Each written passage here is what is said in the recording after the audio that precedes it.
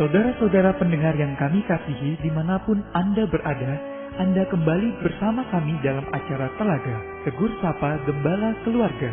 Acara ini diselenggarakan oleh Lembaga Bina Keluarga Kristen atau LBKK bekerja sama dengan radio kesayangan Anda ini. Saya Hendra akan berbincang-bincang dengan Bapak Penginjil Sindunata Kurniawan Magister Konseling dan beliau adalah seorang pakar dalam bidang konseling keluarga. Perbincangan kami kali ini tentang topik media dan keluarga bagian kedua. Kami percaya acara ini pasti bermanfaat bagi kita sekalian dan dari studio kami mengucapkan selamat mengikuti. Pak Sindu, melanjutkan percakapan kita sebelumnya, Bapak sudah sempat menyinggung ada dua jenis kategori yang perlu kita perhatikan terkait tentang film-film bioskop Hollywood, yaitu kategori pertama general dan kategori kedua parental guidance suggested. Nah, kategori yang ketiga ini apa nih Pak? Ya, yang ketiga ini Pak Hendra adalah dengan simbol singkatan dalam bahasa Indonesia itu PG-13 atau dalam bahasa Inggris disebut PG-13. Singkatan dari Parents Strongly Cautioned, artinya orang tua diminta untuk berhati-hati karena beberapa isi dari tayangan film tersebut kurang cocok bagi remaja di masa awalnya, remaja usia awal. Jadi memang kategori rating usia ini paling populer di Amerika Serikat karena berada di tengah-tengah dan dipercayai sebagai rating yang paling menguntungkan secara komersial. Dalam hal ini, anak-anak dengan usia 13 tahun masih bisa menyaksikan film ini, apalagi orang dewasa. Dalam film kategori PG-13 ini atau PG-13, penggambaran tindakan kekerasan, sensualitas, aktivitas seksual, bahasa kasar bisa ditemukan di beberapa adegan film ini. Namun, dalam takaran yang dianggap tidak berlebihan bagi anak di usia minimal 13 tahun dan asal didampingi oleh orang tua.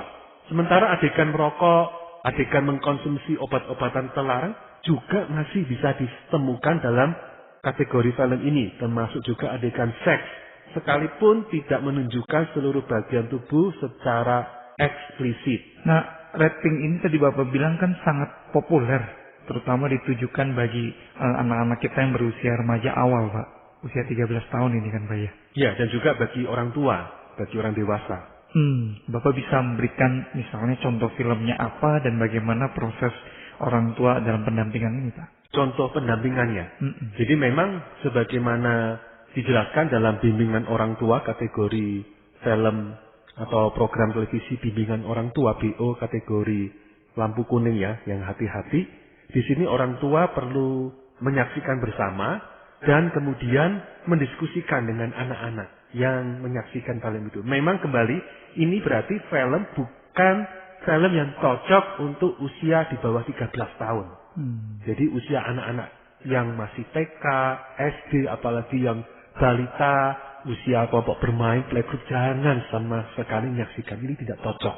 Film ini akan cenderung menciderai mentalitas dan tumbuh kembang anak kita menjadi pribadi yang sehat.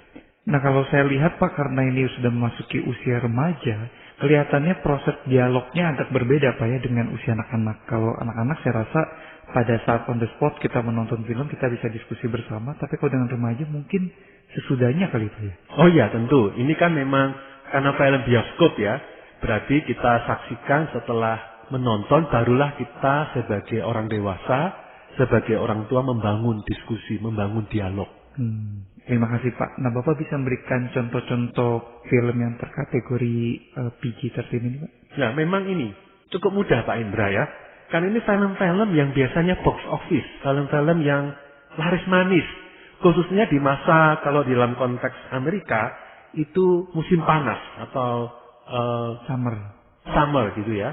Dan itu jatuhnya biasanya di masa liburan sekolah dalam konteks kita masa Juni dan Juli. Dan itu seperti film Iron Man, ya, film The Avengers, Man of Steel, ya, Superman yang seri terakhir. Kemudian The Incredible Hulk, ya, si raksasa hijau, Spider-Man, Godzilla, King Kong, Pirates of the Caribbean, ya, Jurassic Park, Harry Potter, yang kedua, ketiga, dan seterusnya. Ini termasuk kategori remaja ke atas.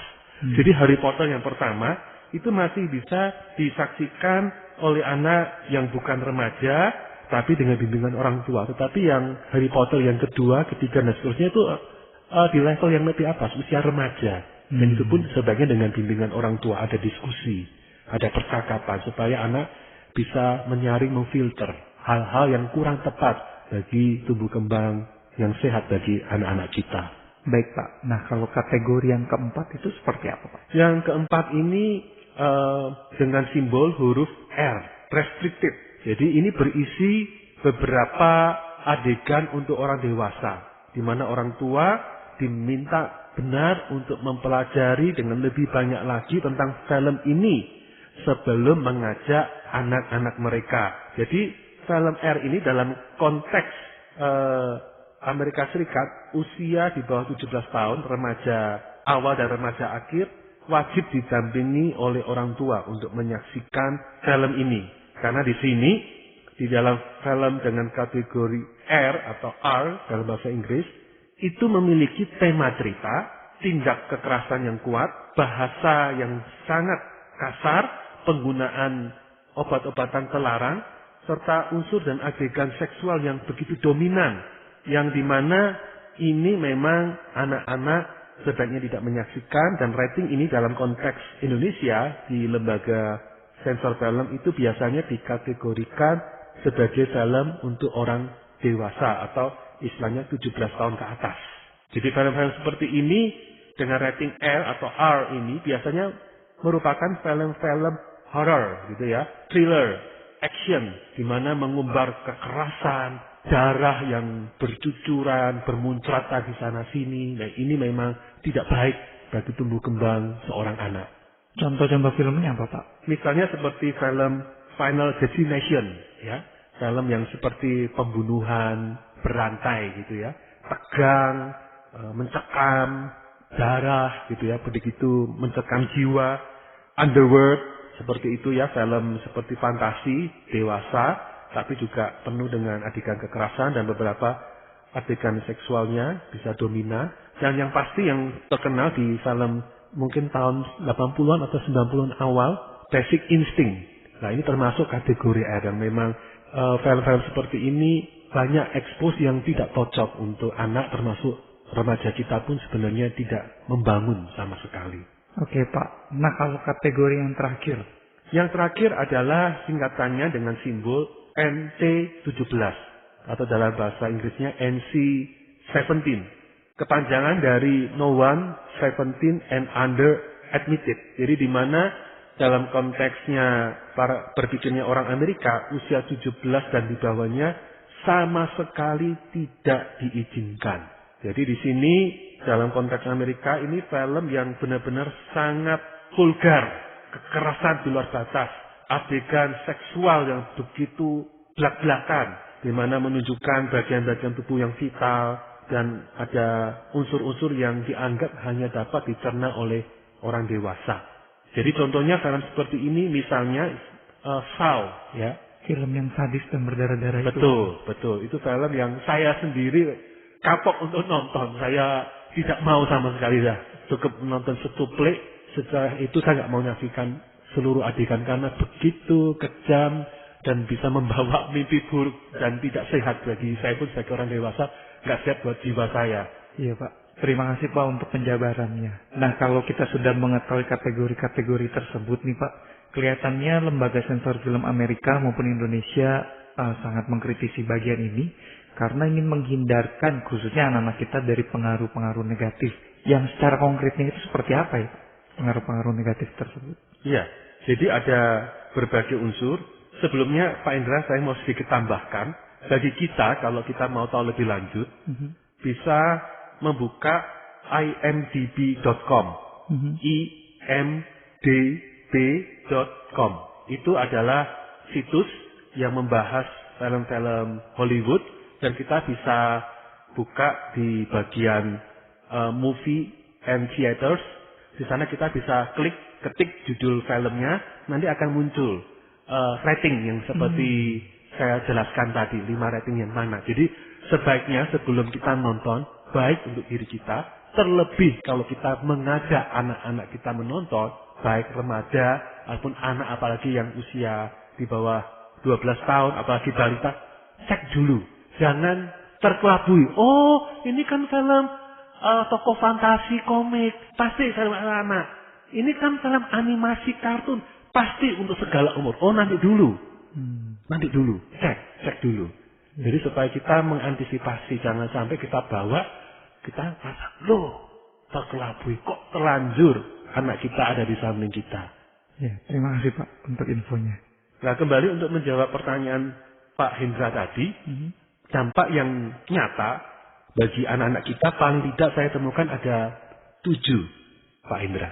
Apa saja itu Pak? Jadi yang pertama yaitu mempengaruhi perkembangan otak dan daya pikir anak kita.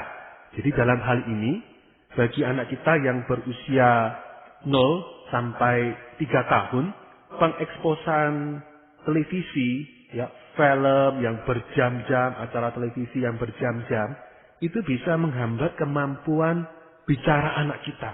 Jadi menghambat sehingga anak kita mengalami gangguan berbicara, lambat berbicara, kemampuan untuk membaca, kemampuan untuk memahami sesuatu. Jadi saya pernah temukan satu situasi, anak umur 3,5 tahun, tapi masih belum bisa berucap selain hanya papa mama saja. Setelah saya coba gali lebih lanjut, ternyata memang orang tuanya sibuk kedua-duanya. Kemudian anak ini diserahkan kepada televisi untuk menjadi tanpa disadari orang tua pengganti.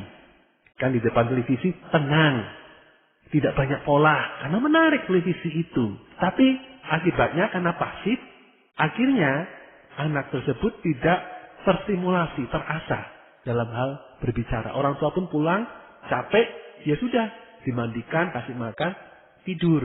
Begitu. Sehingga akhirnya kemampuan bicara anak itu terhambat. Selain gangguan bicara, gangguan apa lagi Pak yang berkaitan dengan perkembangan otak ini? Berikutnya untuk khususnya usia 5-10 tahun. Yaitu hambatan dalam pengekspresian pikiran lewat tulis-menulis. Jadi kemampuan dia menulis mengalami hambatan. Dan anak cenderung berperilaku agresif, ya, menyerang, melakukan kekerasan.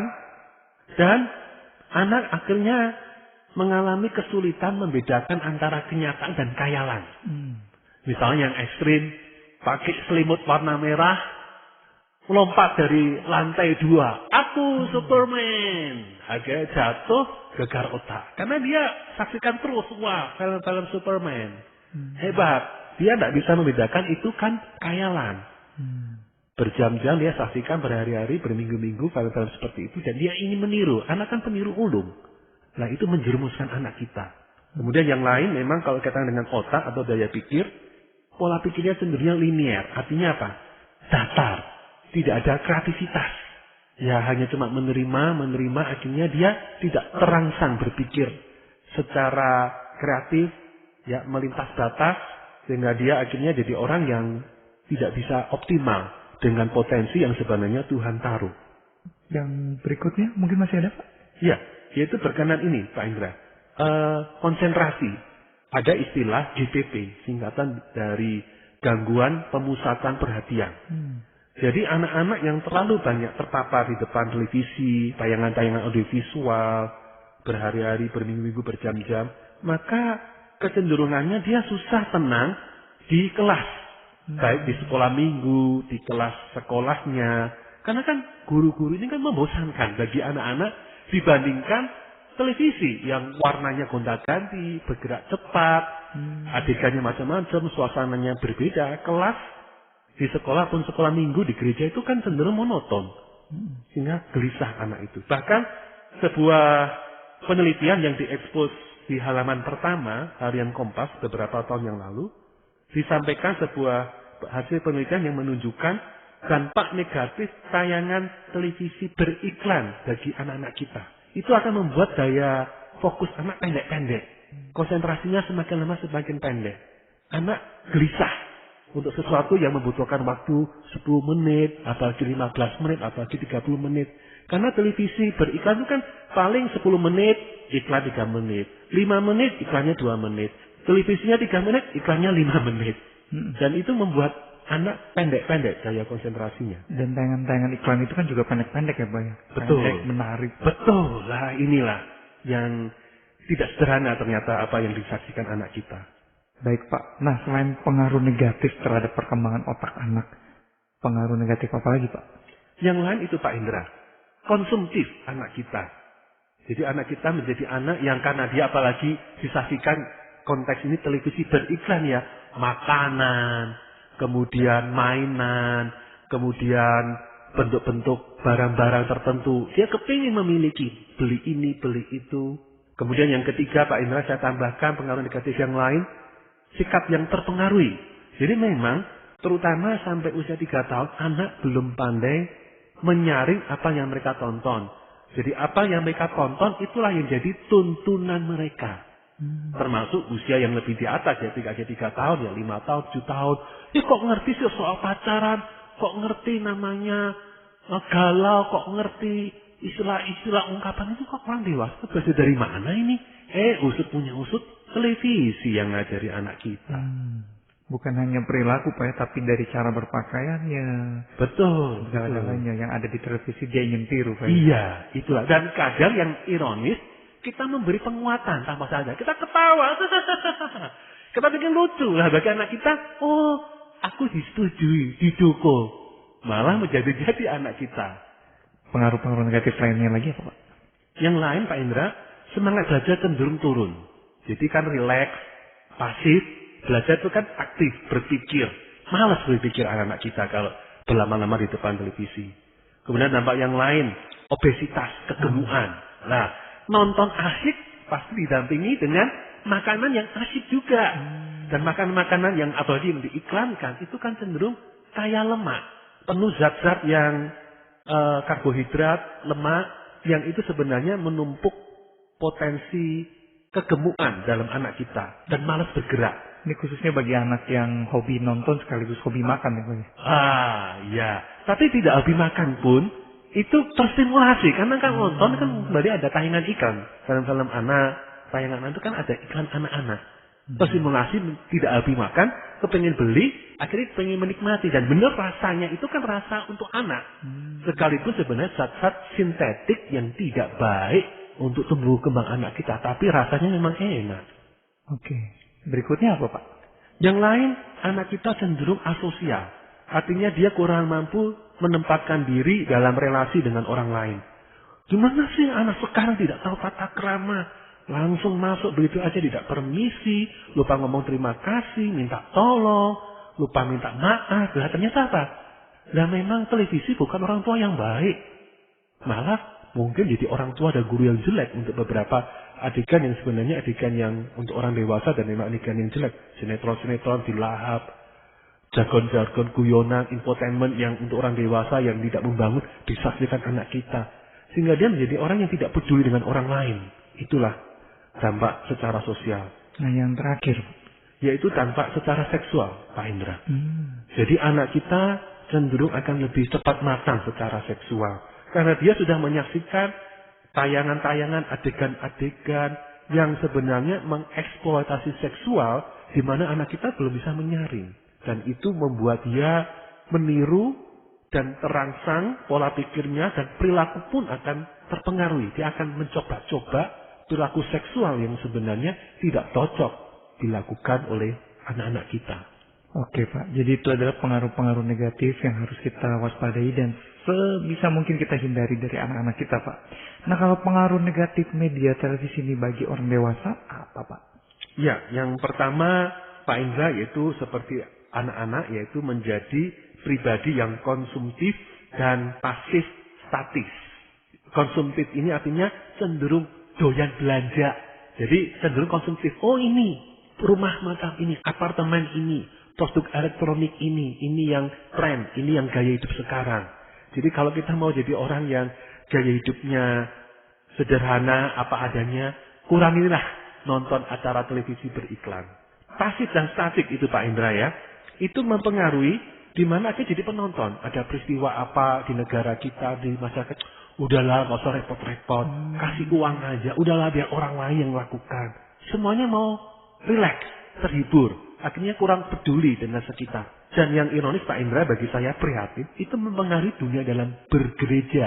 Jadi kadang kita mengkritik, gimana sih gereja itu ngundang artis, apa itu gereja entertainment. Tanpa sadar, gereja-gereja kita yang pun tidak mengundang artis, sebenarnya mengarah menjadi gereja entertainment. Buktinya apa? Jemaat kita kemungkinan yang doyan nonton televisi, malas untuk berpikir. Khotbah yang cepat, yang pendek, yang lucu. Itu kan gayanya infotainment, gaya komedi, film yang menghibur, dimunculkan di model khotbah. Udahlah, Natalnya niru acara ini, Paskahnya seperti ini. Ayo berpikir, solusinya apa untuk bermasyarakat? Enggak lah, udahlah, hamba Tuhan aja yang kerja. Atau misalnya dalam pelayanan, ayo bertindak, ayo memberi sesuatu, sumbangkan pikiran dan naga. Enggak lah, uang aja yang saya persembahkan. Nah, ini pola pikir entertainment masuk dalam dunia kita bergereja.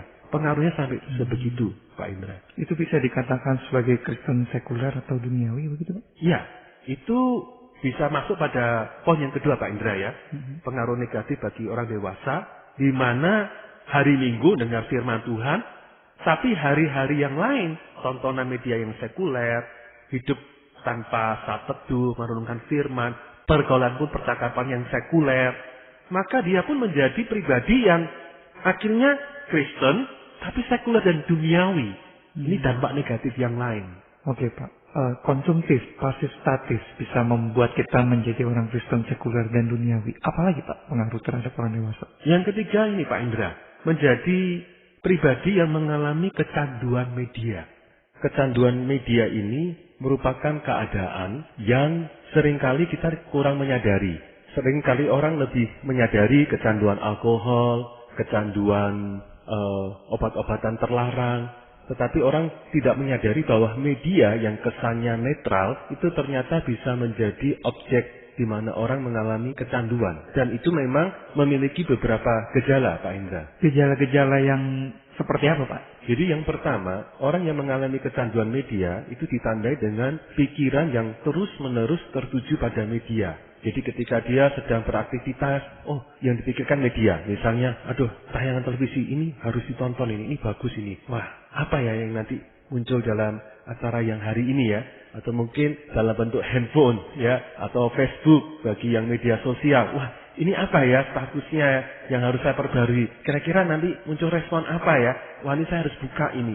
Saya harus update, saya harus perbarui, saya harus beri tanggapan.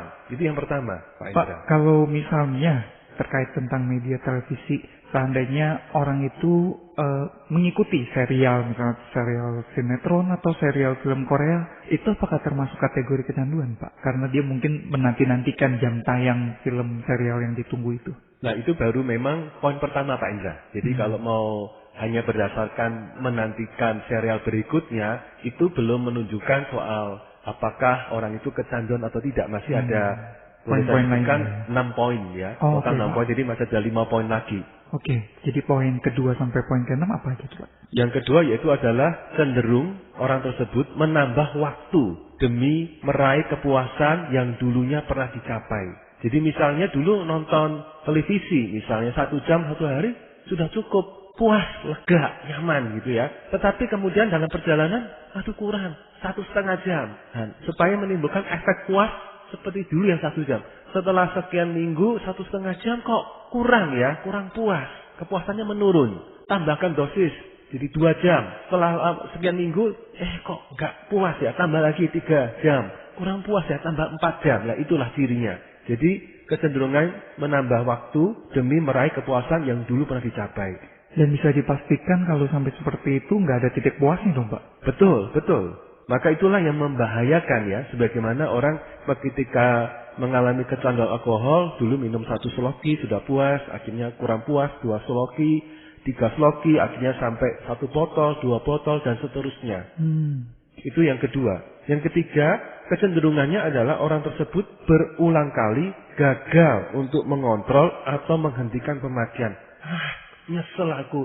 Kenapa sih kok habisin 4 jam di depan televisi? Aku kan gak produktif ini. Nyesel aku.